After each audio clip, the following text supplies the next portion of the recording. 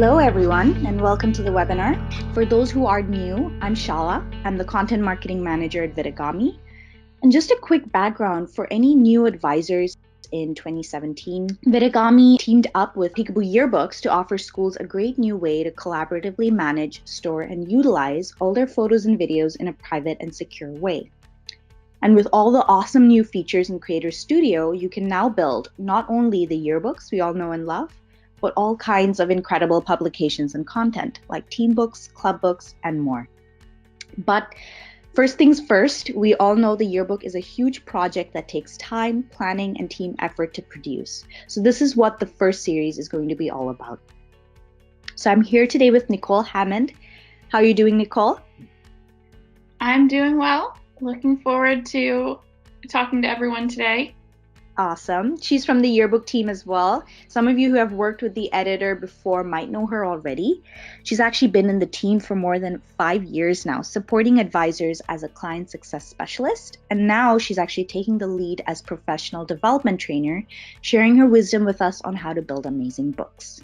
She's actually had over 20 years of experience working in the yearbook industry, teaching English and journalism. And she even advised an award-winning yearbook at her school. Over the years, she's consulted for other yearbook providers and led a number of workshops and conferences in the country. So earlier this month, we had a Valentine's Day bonus episode, kind of around mid-month, where Nicole covered some of the nitty-gritty details around image file types and sizes and quality, which is such important information to have when you're building your book, because you always need to ensure that your photos look great at all times. If you did miss out that session, as always, you can watch the recordings on our Vimeo channel. Today, we're going to be moving on to episode 7, Last Call for Orders. And with that, I'm going to hand it over to Nicole. All right, thanks, Shala. Good morning, everyone. At this point in the year, not only are we working hard to finish up all those pages, but we want to get as many orders in as possible, and we want to get them in before we send that book off to press, and then we have people say, oh no, I never ordered a book. So today's webinar is going to talk about how to capture those last minute orders, but I want to make sure we're all starting from the same page.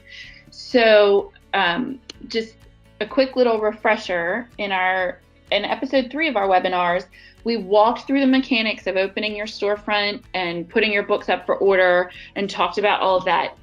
If your store is not open for orders yet, then please go and watch this webinar. And there's also a KB article that walks you through creating and setting up your storefront. So if it's not open, don't worry. Watch what we're talking about today and then go use these things to help you set up your storefront. So you open the storefront in October, right? I mean, we all start selling our books as early as possible, most of us, and we send out flyers, we add a link to the store on your school's website, or we've advertised on Facebook and at events, and still only a third of your community has bought books. And why is that? What gives?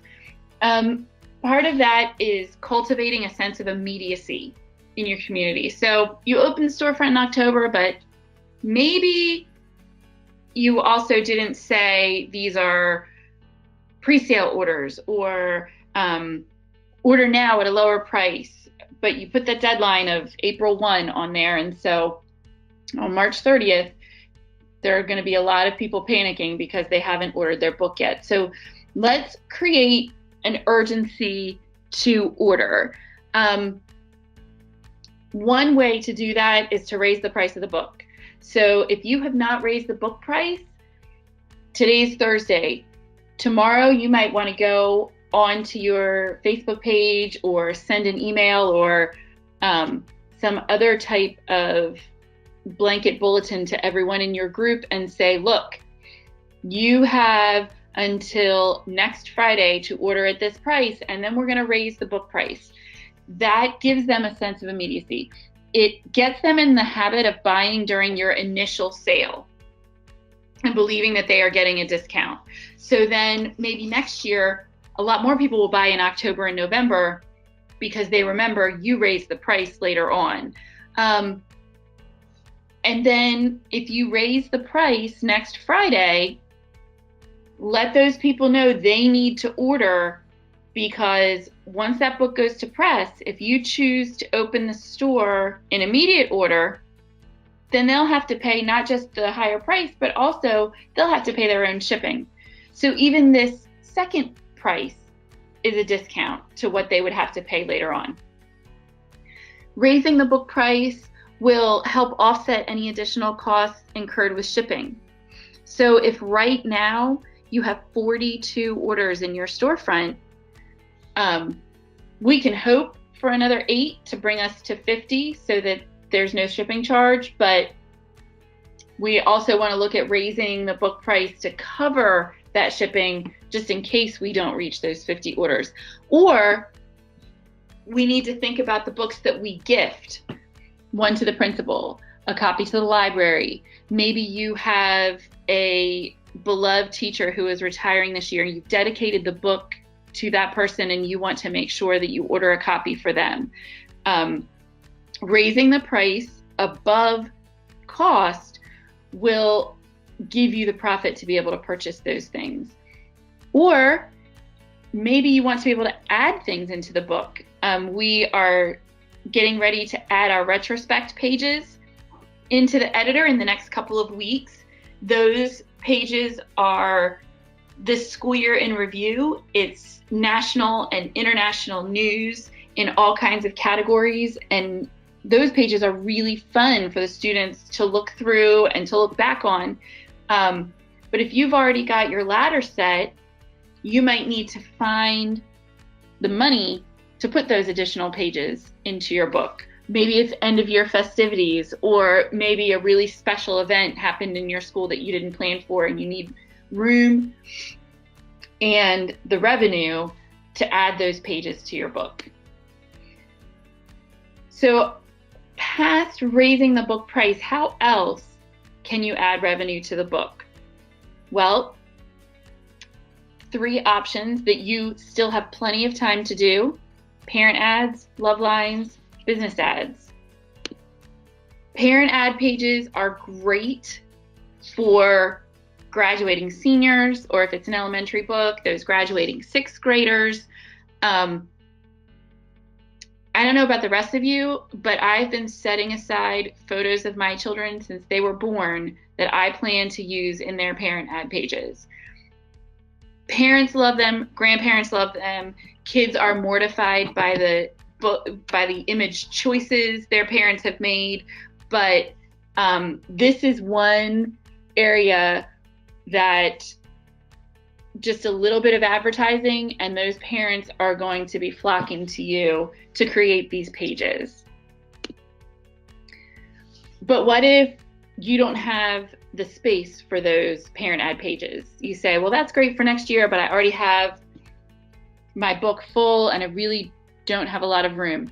Lovelines are awesome. They're super easy and they don't take up much space. Or maybe you're going to offer the parent ads to the graduating seniors, but you want to offer something to the underclassmen.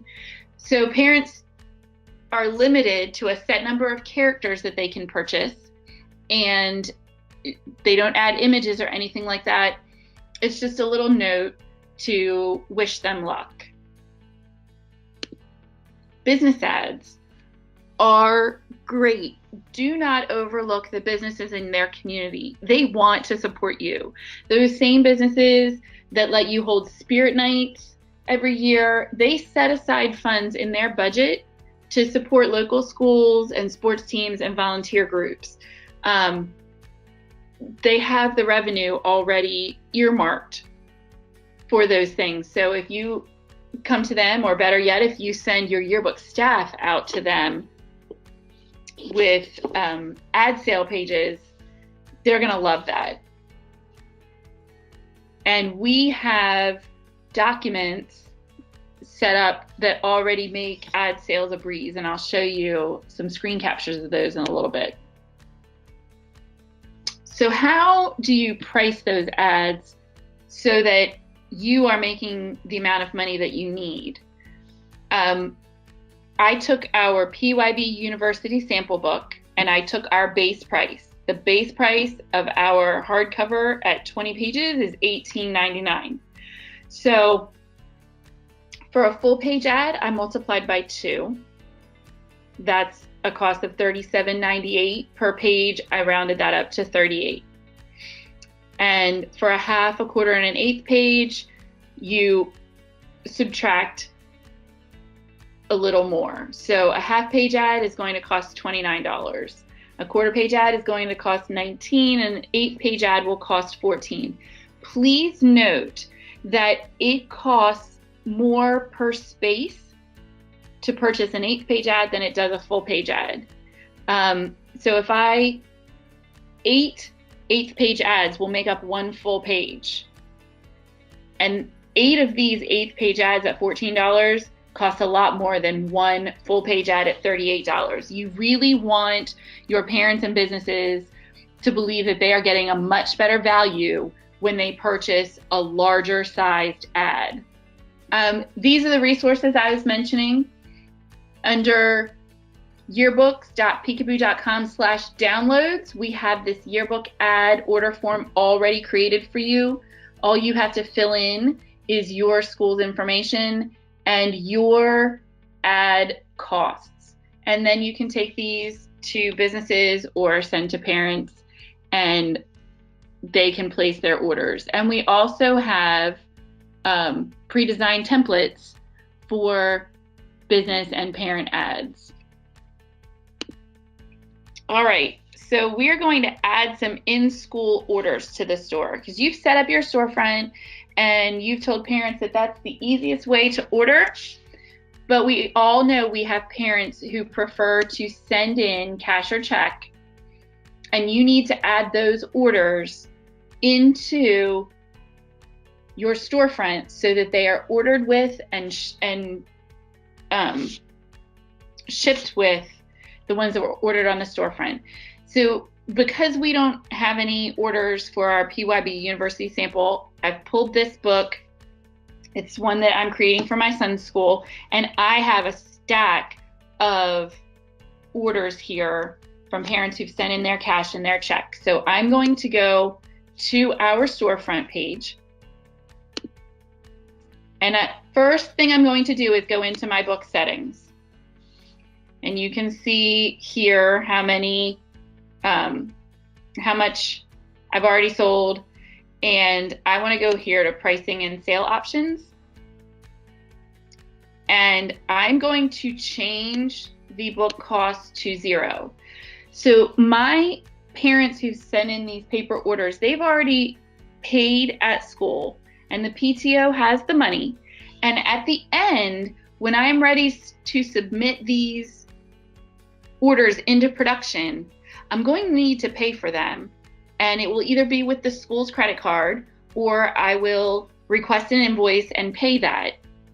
And that's something I'll discuss with my PTA president before I'm ready to place the orders. But for right now, these books are going in at a cost of 0, so I can get them into my pre-orders, but they will be paid for later with the funds that are at school.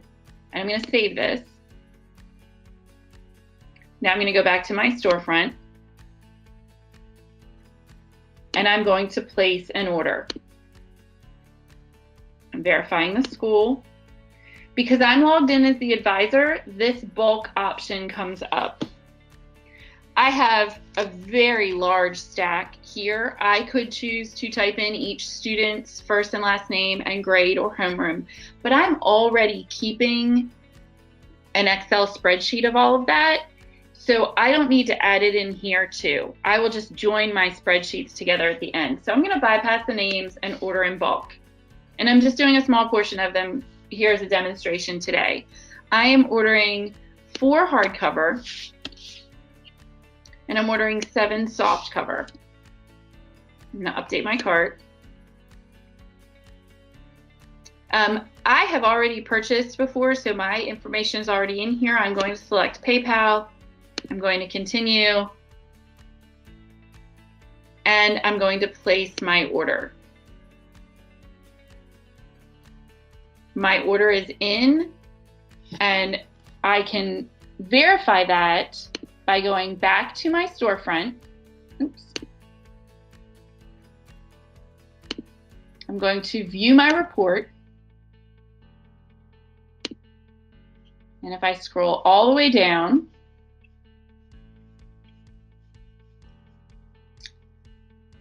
we will see that I ordered 4 hardcover and 7 softcover on today's date. So those books that I just placed are already in there as part of my pre-order, and they will be sent in with my big bulk order. That is important.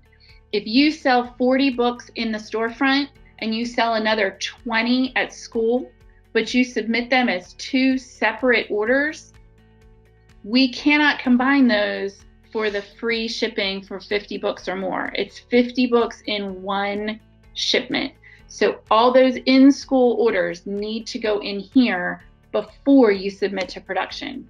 Now, the very last thing I need to do is go back into my book settings and put my prices back.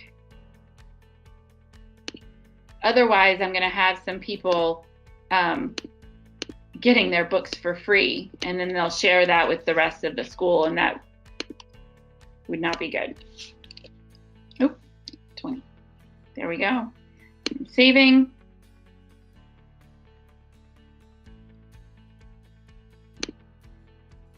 All right, and now my storefront is ready for more parents to come in and order.